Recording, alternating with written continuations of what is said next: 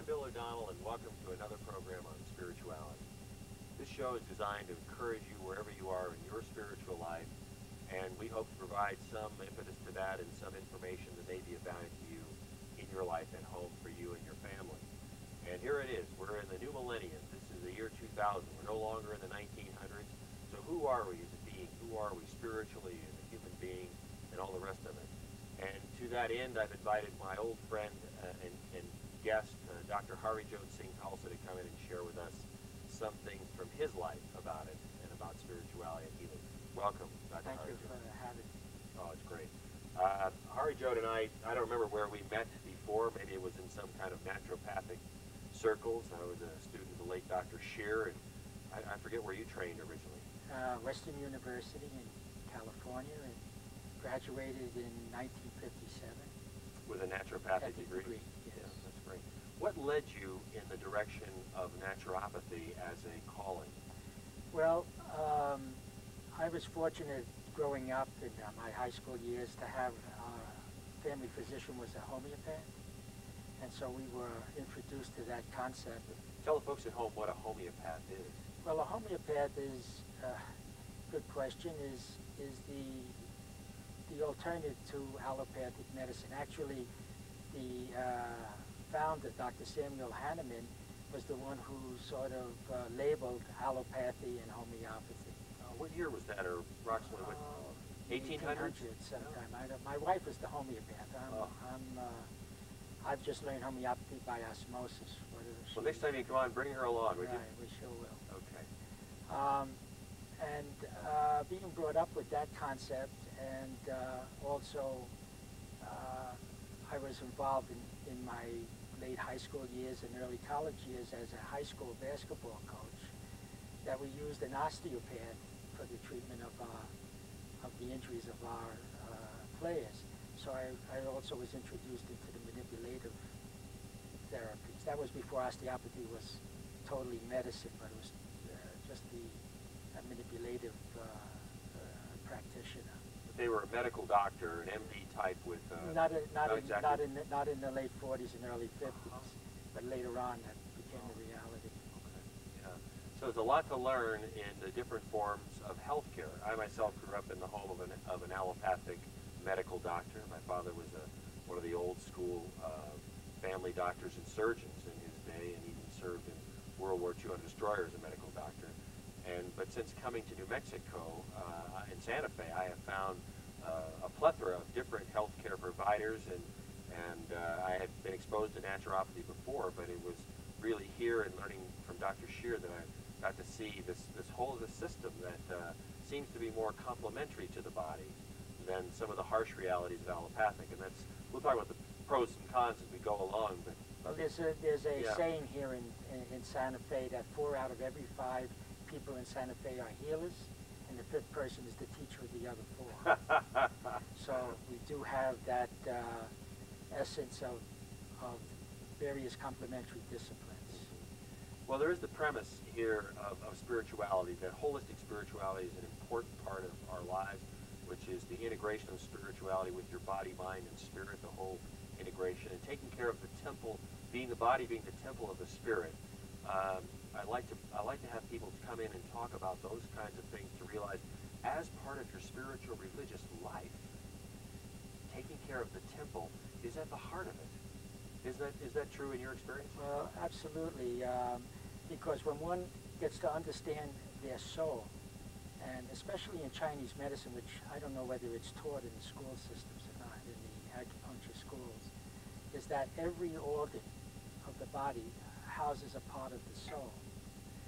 And I use in my practice in Chinese medicine the concept of Shen. Shen, the Chinese character for Shen, can mean a lot of things. It means the spirit, it means the soul, it means the God consciousness. And I try to incorporate that in the treatment of the patient. Not so much of the physical condition that the patient has, but what is the spiritual element that is involved in that condition, and treating that accordingly. And we call that Shen therapy. Shen therapy. S-H-E-N. What does Shen mean? Again, it means it's one of the treasures, the three treasures of Chinese medicine is the Shen, the Jing, and the Qi, or the external energy that everybody knows about, that runs through the meridians. Without going through all of that, because Right. I'm sure people all understand that today. Well, if you don't, then that's something you want to learn. And Harijot's one of those guys that you can. He is in private practice here in Santa Fe. And watch the credits, and you can give him a call. What is your phone number, by the way? 505-983-3003. Okay, so give him a call. Any of these questions, write that number down or get a pencil and paper, because we're going to go to school here this morning, I have a feeling. By the way, anybody who would care to discuss any questions or come and see me, there's no charge for a consultation. Oh, that's wonderful to know. Okay. So that should get your phone ringing off the hook. Yes. So I didn't mean to interrupt you, but Chinese medicine, naturopathy, homeopathy, those are things we discussed already, and allopathic medicine mentioned it. Those are just four systems in a way. Well, there are many systems, Many but I believe that there's always a common denominator with all the systems. And I do believe that the practitioner, well, when I used to teach at the various schools here, I would say that a student who's going out in practice needs three things: love, compassion, and self-realization. And that makes the healer.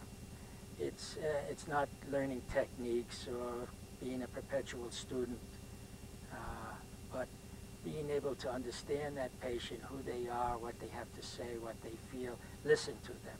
And I think that's what made alternative medicine as popular as it is, because the practitioner would sit and listen, and whatever the patient had to say, whatever they felt, and then integrated it with their treatment. Excuse me. So that's the heart of natural healing, of whatever ilk was That's tried. my feeling. That's my belief. You mentioned love and compassion and self-realization. Right. I remember my first, guru experience with Paramahansa Yogananda, and he talked a lot about self-realization. Give us your impression of self-realization and why it's so important to people. Well, self-realization comes before God realization. You have to know who you are and know what your place is and what your destiny is, and then allowing the surrender to allow the God consciousness to come in. And by the way, that's what Shen is. Shen is the God consciousness. And when that's disturbed, then the organ meridian is disturbed, and a disease process can take place. Traditionally, they would say there's the imbalance of yin and yang, but I believe it's the imbalance of the emotion, of the spirit of the patient that causes the problem. The imbalance of the emotion of the spirit of the patient. That's amazing comment. So could you build on that a little bit? Give us an example of what that means. Well, as you know, that there are, we'll go back in a little bit in the history. Confucius was very upset that his students were not following a spiritual path. They were getting too materialistic, and they really weren't reaching what he felt they should have reached, the God consciousness. So he meditated, and of course he meditated on the I Ching and whatever they did in those days. And supposedly this goddess came down from the heavens, Tin Noi San Fa, meaning the goddess of the flowers, came down and said to him, I will give you certain aspects of the body that you can treat, which we know as acupuncture points. And some of those we call the windows of the sky that allow the essence to reach a higher consciousness if those points are treated. And the heart points, or the spiritual points, called the Shen. Treating those points will manifest a change in your students, and they will start to find this communication from within. And sure enough, that did happen. But of course, the emperors and the whatever were, the royalty found out about it, and they wanted this, And so a lot of it was lost in the past. But if one could read the old text, the classical text, you could find it. And I've amassed a lot of that information, And in spite of the patient, as a matter of fact, if you treat any of these areas that we're just talking about, they manifest a change in spite of themselves, even if they didn't believe that it could happen. That's incredible. Well, you've shared so much with us so far already, and yet who you are, you know, and you're God conscious in you. I mean, how did you get going on this? As we've got to know each other, I knew you were raised Jewish? Correct. In New York or New Jersey. In New Jersey. Yes. And it sounds like you've run the gamut in terms of your spiritual practice, and we see you in the manifestation of a Sikh today. Right. Well, you know, the Buddhists say, you know, in their book of the living and the dead, we die a lot of times within our own lifetime. And so one has to move on as they feel that the spirit moving them. So, and yes, I was brought up in Judaism, but I also was, my family, especially my father, felt that I should integrate with other religions and people of other faiths. And while I was in high school, I became friends with a Catholic priest who actually, now I realize he was sort of my first mentor. And he taught me the tolerance of other religious people and that being Catholic or Protestant or Jewish doesn't make you a man of God or represent your true, you know, your true ability, and that there are people that hold hatreds and so on, and he taught me just about life and about people, and that allowed me to realize there was, you know, that there were a lot of paths to one God, and that's why I got interested in Sikhism, because the word Sikh means one who's seeking the truth. And the founder of Sikhism, Guru Nanak, the first sort of teacher of Sikhism, believed that that all religions are one in a sense, and that there is only one God, and it doesn't matter how your vibration is to reach that God consciousness. And he believed that everyone should sit at the feet of saints, of any spiritual teacher. And I kind of like that, and it helps you to grow. And growing not just externally, but internally, because that's where the source of God is within us. So our energy has to be not horizontal. We have to bring it in and be vertical so that we can move to a higher self, a higher consciousness. So it doesn't matter whatever religion you practice. Right. That's still the goal. That's still the goal. Is to integrate and to move within yourself. Right. That's extraordinary. So you start in Judaism, you kind of got some Catholic teachings, and it sounds like you've studied Confucius, Buddhism, and Sikhism. What other spiritual practices have you explored? Actually Buddhism too, to some extent, because there is that common denominator, and realizing that's where the self-realization happens. And I'm 66, and I'm still working on it, trying to perfect it. You're married. You have children. Yes, I am. And how old is your child? I have a daughter that turned 16, and she's studying in India. And I have a son that's 10, and he goes to a Methodist school, McCurdy. So we appreciate the true teachings of all religion. Yeah. So why is it in your practice as a Sikh, how did the Sikhs come to northern New Mexico? And what was the attraction for them there? Well, there's a theory about that. There's a theory that this area of Santa Fe, if we, I guess, dig through the ground, like they say, go to China, it somehow has its parallel to India. And that's one of the reasons the Tibetans have found their way here, too. They'll even mention that it's very similar to some of their landscape. Yeah. So there is this energetic vibration from that area of the subcontinent and Santa Fe. I had heard that the Hopis, which are just a few hundred miles west of us, and the Tibetans have so much in common, and part of their language is similar. Yeah, I think, what is it, the Hopi word for moon is the Tibetan word for sun, and vice versa. Right, something both like of them that. coming out of the earth, and a lot of that. Yeah, it's a fascinating, there are so many different spiritual groups here. And you have to wonder why that's so. Yes. There has to be that I guess the electromagnetic field is allowing that vibration to expand. And it's interesting that people who come here to visit want to stay here. Yeah. You know, I mean, that's sort of... Then it'll put them through it, whatever they've got going. Well, that's interesting. You may not become economically sound, but you definitely have changes in your spiritual life.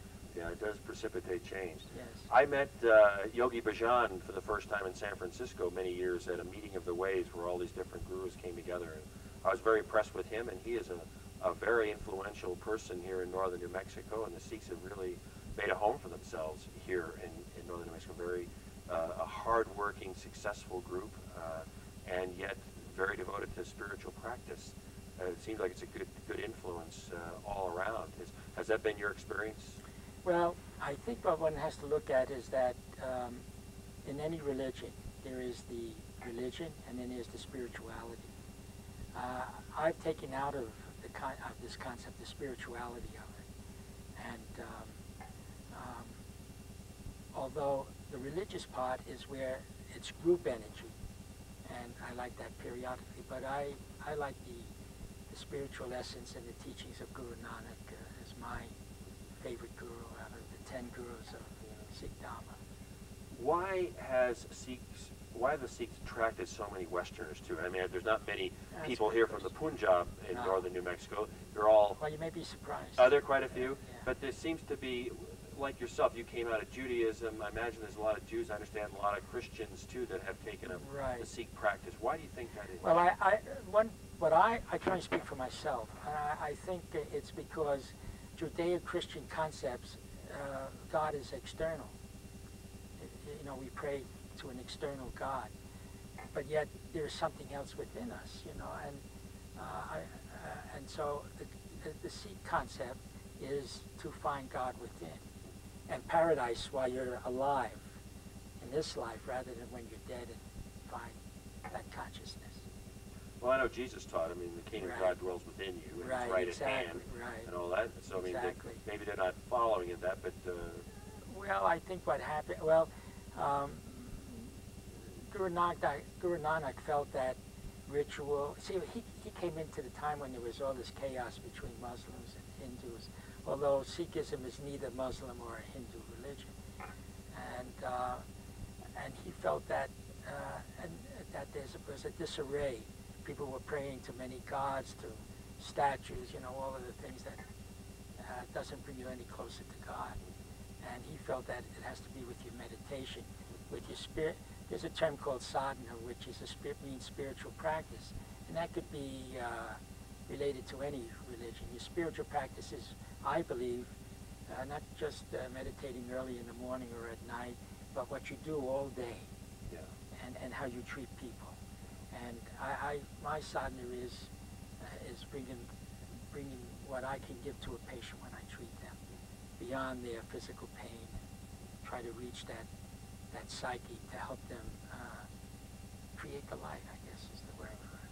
Well, I don't want to beat this to death, but I am kind of curious because we haven't talked about the importance of a turban, and I understand not cutting your hair and letting your beard go. And can you talk a little bit about that? Explain that to people who don't understand the importance or significance of those practices. Well, the turban. Actually, if you look at the Old Testament, even I don't remember in what chapter, but God told the men to wear 6 yards of cotton cloth around their head. But today it's symbolic with a skull cap. And also in many of the Catholic prelates, right? The bishops and all that. Bishops, cardinals, both they all wear a skull cap. Right. And that's reminiscent of what was in the Old Testament. But there are reasons for the turban. Does a few things. One, of course, because your hair is long, it keeps it clean. 2, it helps when you meditate, so that when the energy rises, you don't lose it in it. And of course, the men have what they call a rishi knot, which is right on top of the crown chakra. And if you look at the old warriors of Japanese warriors, they also had rishi knots right on the top of their head. That was to move the energy flow and not lose it. And the turban helps that. But today, scientifically, they find if a turban is put on properly, you adjust your cranial bone. So you get a different energy response that way too. And what's the benefit of not shaving or cutting your hair? Well, it's believed that well, there's a few things, and even you'll find that in Orthodox religions too, whether Eastern Orthodox Christian or in Orthodox Judaism. It's because they may not remember why, but the reason is that there are certain areas on the face that will reflect the moonlight and cause changes. You know, as you know, they used to use the term lunatic from the moon and so on. Yeah. But the beard would protect you from that particular energy. However, the philosophy of Sikhism is that God made you a certain way, and why change it? So it's natural. It's a natural approach, right? You know, why scrape it? Right. And the metallurgy you've been banging on that chair all morning. What's that The for? cutter. Well, that's it's made of steel, and it's to represent you could be as strong as steel, and also to remember that when it gets in the way, hey, where's your God consciousness? You know, don't start feeling aggravated or so on. It helps you to remind you of it. And the other thing that I should mention, that the last guru, Guru Gobind Singh, felt that Sikh should wear a certain clothing, was totally white, the turban, and that was because Sikhs were known to be there for people who were the downtrodden or being oppressed, that they could always find them in the crowd or wherever, and they'd be there for their help. And that's part of what we try to do now too, is to help those who are in need. Well, you certainly stand out in the community. I mean, there's no doubt. You know, if you see a Sikh, there they are. You know, Right. There's probably no more obvious projection of who they are, and so I imagine that has its pros and cons as well. Oh yes, definitely. But coming back to healthcare and stuff, that you are a provider of healthcare services here in northern Mexico. You have trained all over. It seems you've brought so many different things to your practice. Tell us about your practice and what people would, what they would experience if they came to you in a client or patient role. Well, first of all, as I said, we have a consultation that's free, and we would talk together for as long as we need to see what the problems are, and explain what we do. We have I'm the naturopath, but I also practice Chinese medicine. We have a Jinshin Jitsu practitioner. My wife's the homeopath and a midwife, so we sort of cover almost everything. And we do have in the care of a patient, no two people are alike, so we can't treat them the same. But what's available is nutritional counseling, herbal counseling, body work, what they may need, and a Chinese medicine approach would be indicated for them. And also for those folks that I feel that want to get beyond their pain, their suffering. Although, you know, sometimes pain brings us closer to God too, because then we remember there is a God, you know, and then we sort of rediscover this process. Yeah, but I've also seen the folly in staying home and embracing your pain. When I get in pain, I start thinking about you, and I want to call you. Well, because you guys do a lot of work in pain management. Right, but you got to remember, I'm just the instrument of a higher source. But it does make you seek in a hurry. You're Yes. not supposed to sit home the rest That's a very of good word you use there, seek. it. Good. And in just a few minutes that we have left, Yes.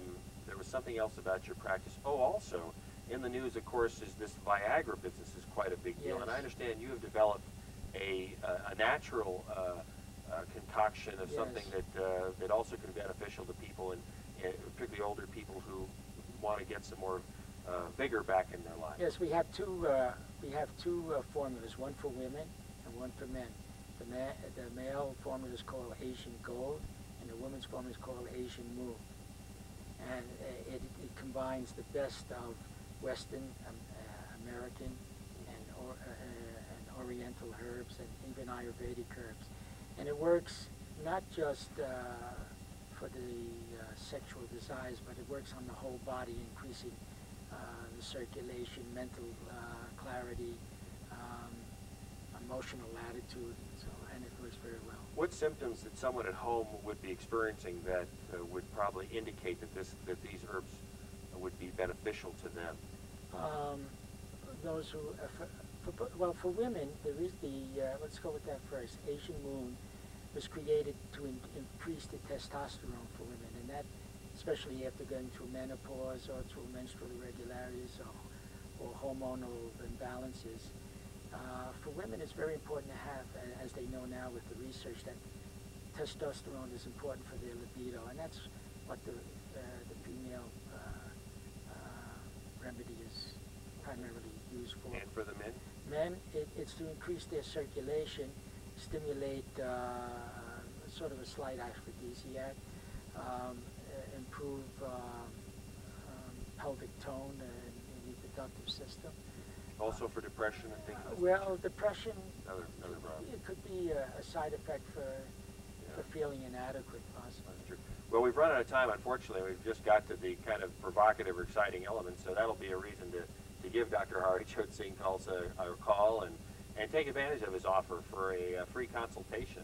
I think that's a marvelous service that he provides the community, and one of the reasons I wanted to have him on, because he's been there for me and for so many other people in northern New Mexico and elsewhere that I know of. He's also been a teacher here in the Archdiocese of Santa Fe, taught a couple of years at the Institute for Spirituality. I hope you'll come back again another time. Thank you, appreciate it. And is taught in all the other major health providing schools here in the area. So thank you again for coming. Please watch the credits. Get his number. What was that number again? 505-983-3003. Okay, be sure and call that number and make an appointment at your earliest opportunity. And bring your family and recommend people to come and see him. So on behalf of everybody here at Spirituality, I want to thank you, Dr. Harijot, for coming. And please stay tuned for another program next week at this time on Spirituality.